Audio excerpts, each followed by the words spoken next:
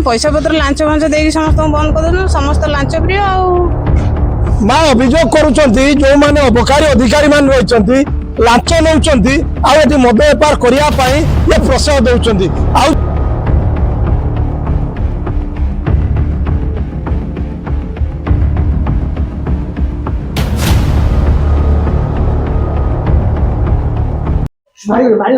पोंगा panchayat राउतरापुर 11 number ward आज महिला माने एकजुट होती कहीं दर्शक जानी जे गाँव रे घरे घरे मद बेपार करुचंती जहाँकि ये महिला माने एकजुट होती जे मद बेपार बंद करिवु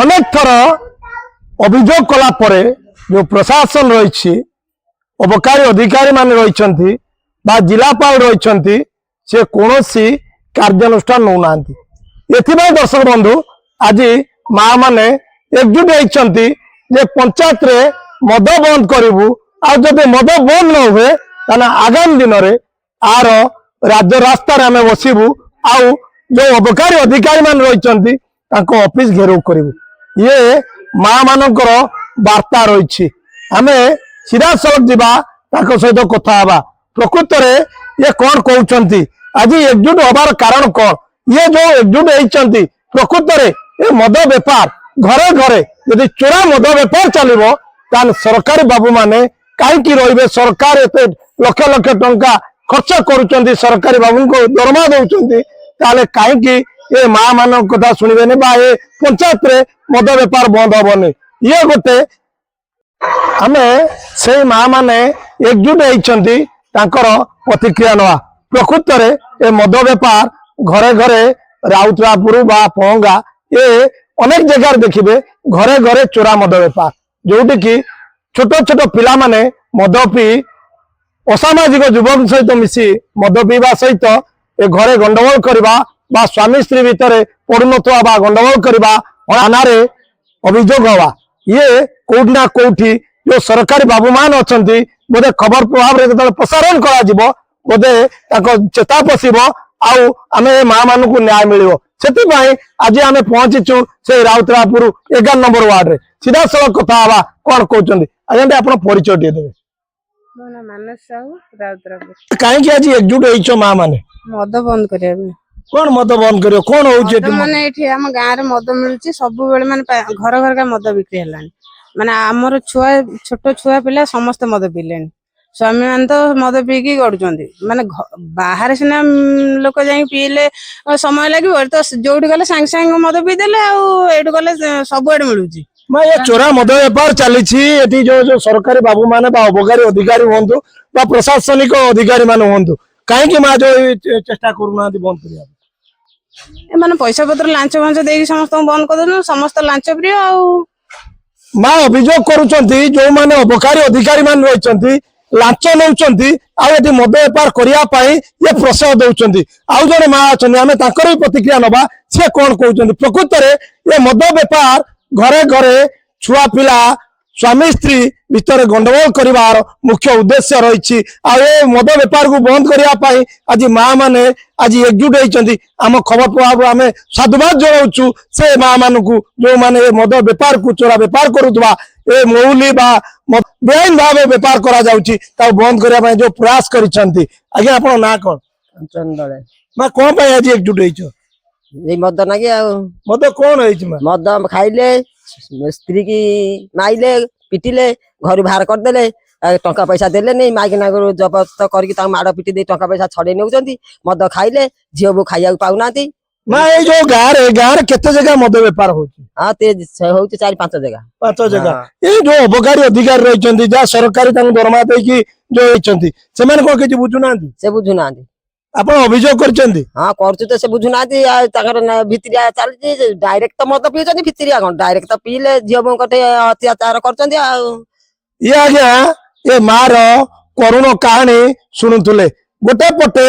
माँ माने एटी अभियोग करुचंती जो अबकारी अधिकारी मान रही जहाँ परोक्ष पैसा नहीं ये माँ मान जो मद बेपारी मान जो रही प्रश्रय दौरान जहाँ प्रश्न सूचना दौरान माँ आपण ना कौन ସୂର୍ଯ୍ୟମଣି ଘଡାଇ ମା କଣ ପାଇଁ ଆଜି ଏକଜୁଟ ହେଇଛ? ମଦ ବେପାର କରୁଛନ୍ତି ବନ୍ଦ କରିବାକୁ ମଦ ବେପାର କରିବା ମନେ ଆଗରୁ କେବେ ଅଭିଯୋଗ କରିଛନ୍ତି? ହଁ କରିଛନ୍ତି ବହୁତ ଥର କରିଛନ୍ତି କଣ ହଉଛି ଫଳ କିଛି ମିଳୁଛି? କିଛି ନାହିଁ ଦେଖନ୍ତୁ ଦର୍ଶକ ବନ୍ଧୁ, ଏ ମା ମାନେ ଅନେକ ଥର ଅଭିଯୋଗ କଲେଣି, କିନ୍ତୁ ସେ ମଦ ବେପାର କମିବା ବଳରେ ଏଠି ବଢି ଚାଲିଛି। ଆମେ ସିଧାସଳଖ ସେ ମାଙ୍କ ସହିତ କଥା ହେବା। ଆଉ ଜଣେ ରହିଛନ୍ତି, କିଭଳି ଭାବରେ ଏ ମଦ ବେପାର ଚାଲିଛି, ଏ ଅବକାରୀ ବିଭାଗ କାହିଁକି ଚେତା ପଶୁନି? ଏ ଅବକାରୀ ବିଭାଗକୁ କିଏ ପ୍ରଶ୍ରୟ ଦଉଛି? ନା ଏ ଅବକାରୀ ବିଭାଗ ଅଫିସର ମାନେ କିଛି ଲାଞ୍ଚ ନେଇ ଏ ମଦ ବେପାରକୁ ବଢେଇ ଚାଲିଛନ୍ତି, ଯାହା ଅଭିଯୋଗ କରୁଛନ୍ତି। ଆଜ୍ଞା ଆପଣ ପରିଚୟ ଦେବେ। ମୋ ନାଁ ଚିନ୍ମୟ ପଣ୍ଡା, ରାଉତରାପୁର। ମା ଏଠି ମଦ ବେପାର କେବେଠାରୁ ଆରମ୍ଭ ହେଇଲାଣି? 10-12 ବର୍ଷ ହବ। 10-12 ବର୍ଷ। ଏ ଗାଁରେ ତ ବହୁତ ଲୋକ ମଦ ପିଇକି ବହୁତ ହଇରାଣ ବି ହଉଛନ୍ତି। ଗରିବ ଲୋକ ଖାଇବାକୁ ପାଉନାହାନ୍ତି, କିନ୍ତୁ ମଦ ପିଇକି ରାସ୍ତା କଡେ ଗଡୁଛନ୍ତି। ବହୁତ ସ୍ତ୍ରୀ ଲୋକ ହଇରାଣ ହଉଛନ୍ତି। ସେଥିପାଇଁ ମୁଁ ପ୍ରଶାସନ ଅନୁରୋଧ କରୁଛି ଯେ ମଦଟା ବନ୍ଦ କରିବା ପାଇଁ। ମା ଆଜି ଆପଣ ଏଠି ଏକଜୁଟ ହେଇଛନ୍ତି, 30 ସ୍ତ୍ରୀ ଲୋକ ମା ମାନେ ଆପଣ ଏଠି ଅଭିଯୋଗ କରୁଛନ୍ତି ଯେ ମଦ ବେପାର ବନ୍ଦ କରିବା ପାଇଁ। ଯୋଉ ଅବକାରୀ ଅଧିକାରୀ ମାନେ ରହିଛନ୍ତି ସେମାନେ ଜାଣିଛନ୍ତି ନା ନାଇଁ? ଜାଣିଛନ୍ତି। ସେମାନେ ଜାଣିଛନ୍ତି କାହିଁକି ମା? ଯୋଉ ଅବକାରୀ ବିଭାଗକୁ ଯେତେବେଳେ ସରକାର ଲକ୍ଷ ଲକ୍ଷ ଟଙ୍କା ଦରମା ଦେଇକି ତାଙ୍କୁ ଚାକିରି କରେଇଛନ୍ତି, କାହିଁକି ଏ ଉପରେ ଆକ୍ସନ ନଉନାହାନ୍ତି? ସେମାନଙ୍କର ବି କିଛି ପ୍ରଫିଟ ରହୁଛି ନା, ସେମାନେ ବି ନଉଛନ୍ତି। ଅଭିଯୋଗ କରିବା କିଛି ମାନିବେନି ସେମାନେ। ଇଏ ଆଜ୍ଞା ଦେଖୁଥିଲେ ମା ମାନଙ୍କର ବାର୍ତ୍ତା ଥିଲା, ଯୋଉ ଅବକାରୀ ଅଧିକାରୀ ମାନେ ରହିଛନ୍ତି ସେମାନେ ପରୋକ୍ଷରେ ପଇସା ନେଇ ଏ ମଦ ବେପାରକୁ ପ୍ରୋତ୍ସାହ ଦଉଛନ୍ତି। ଇଏ ଥିଲା ଏ ମା ମାନଙ୍କର ଦୁଃଖ। କିନ୍ତୁ ଘରେ ଘରେ ମଦ ପିଉଛନ୍ତି, ଆଉ ସ୍ୱାମୀ ମାନେ ଅତ୍ୟାଚାର କରୁଛନ୍ତି। ଛୋଟ ଛୋଟ କଲେଜ ପିଲା ହୁଅନ୍ତୁ ବା ସ୍କୁଲ ପିଲା ହୁଅନ୍ତୁ, ସମସ୍ତେ ମଦ ପିଇ ରାସ୍ତାରେ ଗଡୁଛନ୍ତି। କାହାକୁ ହାଣୁଛନ୍ତି ତ କାହାକୁ ମାରୁଛନ୍ତି। ଆଉ ଏ ମଦ ବେପାରୀ ମାନେ ବାହା ନେଇ ମୁନାଫା ଅର୍ଜନ କରୁଛନ୍ତି।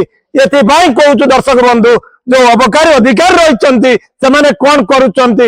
ଯେ ସରକାର କହିବା କଥା, ମାନ୍ୟବର ମୁଖ୍ୟମନ୍ତ୍ରୀ କହିବା କଥା, ଚୋରା ମଦ ବେପାର ବନ୍ଦ ହବ, ଯେ ଲୋକମାନେ ମା ମାନେ ସ୍ୱାବଲମ୍ବୀ ହେବେ।